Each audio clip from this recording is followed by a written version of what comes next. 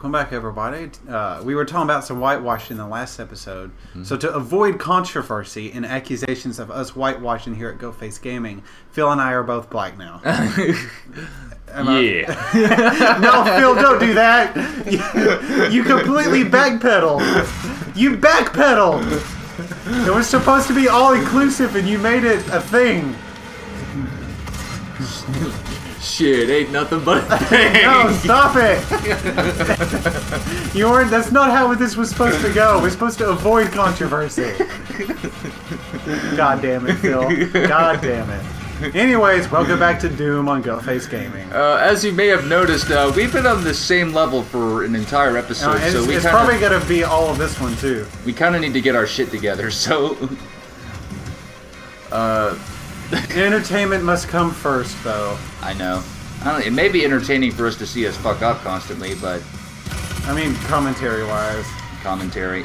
Full concentration mode's not that entertaining for the viewers at home. And maybe, of course, unless they want us to. Like, they're not here to watch excellent gameplay. They already know we're terrible at everything. Yeah. And unless they want to see us like succeed or be absolutely boss about it, like they don't.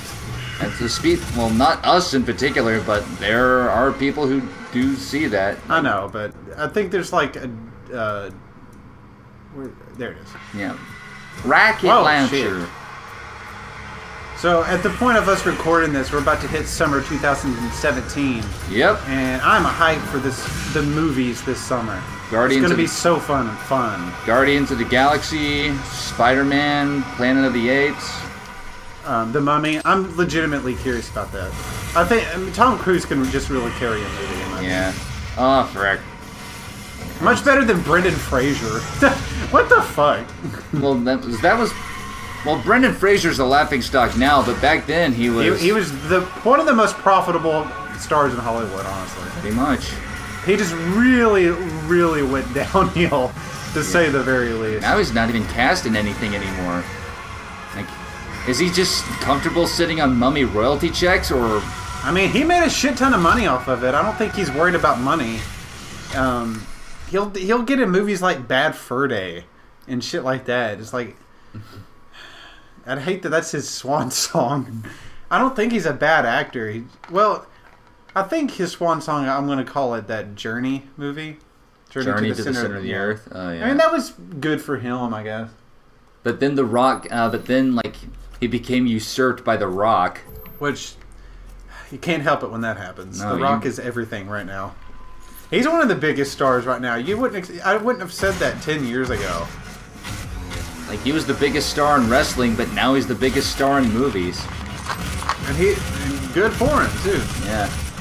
But yeah, I'm excited for The Mummy. Tom Cruise is one of my favorite actors of all time. I don't care how insane he is. That's irrelevant. That might help things. I don't know. Probably.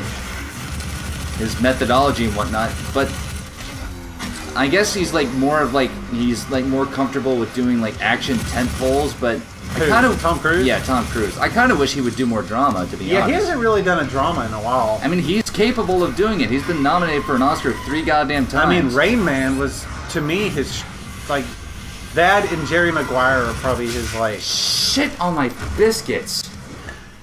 His best dramatic roles. You'll need to see Born on the 4th of July. Oh, man. I've heard a lot about that. I liked Top Gun, but I guess you can call that kind of an action. Yeah, that was the movie that kind of secured Tom Cruise's bankability. To me, him, and it was either going to be him or John Travolta. They were going to rise to the top, or be able to like maintain like their momentum. And Tom Cruise very clearly won. It was that to me is like they were always very similar in a lot of ways. Tom Cruise, John Travolta fizzled out, but he came back with Pulp Fiction. But then he's now straight to DVD, pretty much. Yeah, he's basically Nicolas Cage, doing like paycheck roles, and I'm sure he collects royalties from like Grease and Saturday Night Fever and all that shit, but. I mean, at that point in your life, when you're such an established actor like John Travolta, you don't really need to work anymore. Nah, I think he's got what he needed to get. Yeah. From Paris with Love, where he shaved his head. Like that's what you remember from it? Royale with cheese. I honestly never watched that. I was never curious. But I know he shaved his head in it. So. It's just that that one Pulp Fiction reference that the marketing team like took and ran with. And then there was that meme like of a girl saying something he didn't like and then immediately shot her in the head. I think it was from that movie. Like he had the shaved head. I don't know where any other movie John Travolta had a shaved head. But yeah, I can't think of any. So I'm just going to assume it's from Paris with Love. If you know the correct movie, if it is, please leave it in the comments section. We desperately need it. Because if we're not going to get anything from YouTube nowadays, may as well be more subscribers. Yeah, just do it for the love of the game. Yeah, because apparently, like YouTube's profitability is it's pretty much in free fall right now. Yeah, it's doing, and I mean it could recover. I'm sure they'll find a way to recover it, you know. Yeah. But for the time being, it's not looking good. Yeah. But we never at any point in time depended on it. Well, at least we just enjoyed doing it, really. A little BTS action, but like we've been doing Goatface Gaming for about 3.5 years, and the grand total of money we made from doing this show is about $25. Not a good salary. But not even enough to for our network to just give us the money. Right.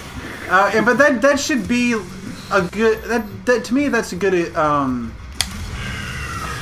I don't know. There's a good moral to the story here. It's just like don't do shit for the money. Yeah. Like do it because you have a passion for it, you know? And do it because you just enjoy doing it. Because you may as well. You only live once. And always have a plan B. Pretty much. Well, you know, if you do something like this, you know, you're gonna have to work. Yeah. You have a job to go along with it. Because, well, pretty much gaming channels are pretty much the only profitable part of YouTube now.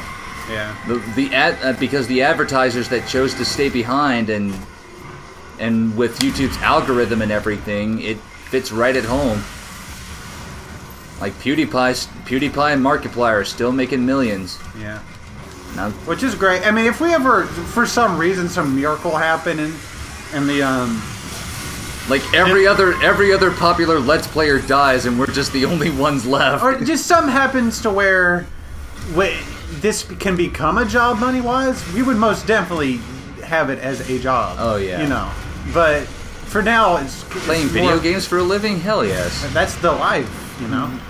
The only thing better than that would be like eating food and having sex for money, which would be porn in the Travel Channel. I don't know. Competitive eating's becoming pretty on the rise. That on just YouTube. seems dangerous.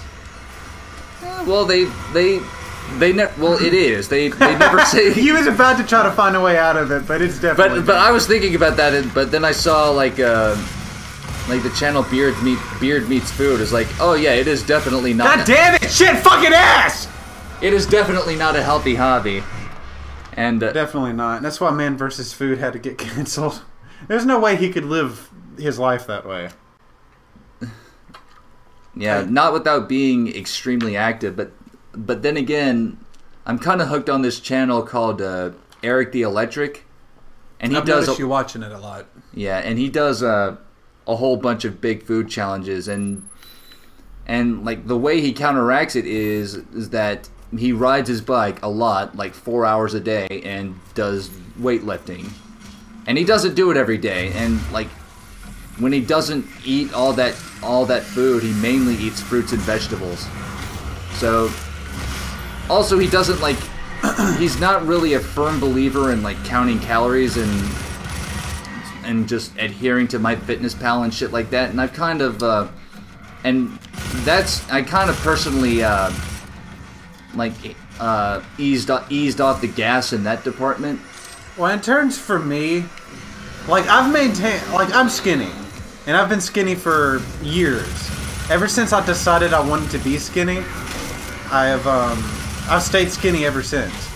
I've never. I'm kind of on the upturn on that. Like, as of this recording, I've just finished my first round of P90X3, and I lost 35 pounds in 3 months. And that's really good. Yes. I mean, I went from. Well, I've put on some since I got to my skinniest. My biggest was about 225. Yeah, and you can see it like in the very early days of Catharsis. Yeah, y'all go back and look at those. I was a fat ass back then. But I mean, I carried it okay, I guess. But like Aaron's maximum then is like my current now. Right. We just have two really different frames. But yeah, I was at 225 at my heaviest. Then I got all the way down to 139. Damn. Which was super skinny. That's like dangerously skinny in my opinion. And I was that way for a long time. Oh shit. But now, I'm at about 160, and I feel very healthy at 160 for my build and my height and everything. And I'm still very skinny. Like nobody can really tell that I've put on weight since the 139. But yeah, people are starting to notice that I've lost weight again. Yeah. Even I'm noticing that too. I'm able to get back into my 34s. I wear 29s. at my maximum, I wore 46s. I was at 32s for my maximum. So honestly, like even though at my 139, I could actually wear the same pants that I'm wearing now at 160. I think that says a lot for me because like I carry weight really well.